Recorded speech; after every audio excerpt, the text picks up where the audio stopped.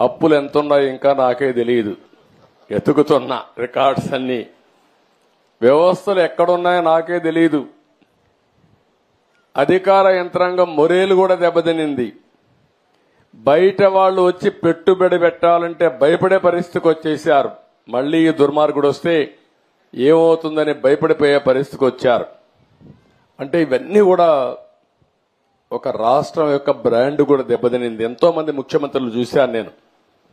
చాలా మంది వచ్చారు, చాలా మంది ఓడిపోయారు, చాలా మంది వెళ్లారు. కానీ ఒక వ్యక్తి ముఖ్యమంత్రిగా పనికి రాడు, అలాంటి వ్యక్తి వచ్చాడని 5 ఏళ్లు నిరూపించిన ఏకైక వ్యక్తి మొన్నటి వరకు నాడు పేరు కూడా నేను చెప్పకూడదు, కానీ అలాంటి వ్యక్తి ఇతను. అంటే ఇప్పుడు నేను నిరూపించాలి ఎలాంటి వ్యక్తులు ముఖ్యమంత్రిగా ఉండాలో, దానికి ఆదర్శంగా నేను నిరూపించాల్సిన బాధ్యత నా పైన ఉంది. ఇప్పుడు ఈ రెండు కాంట్రడిక్షన్.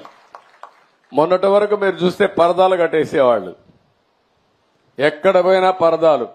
ఎక్కడన్నా ఒక మురికి కాలువ ఉంటే మురికి కాలువ కూడా పరదా కట్టేసేవాడు కనపడకుండా. దాస్తే దాగుతుందా? మురికి వాసన రాకుండా ఉంటుందా అని అడుగుతున్నా మిమ్మల్ని.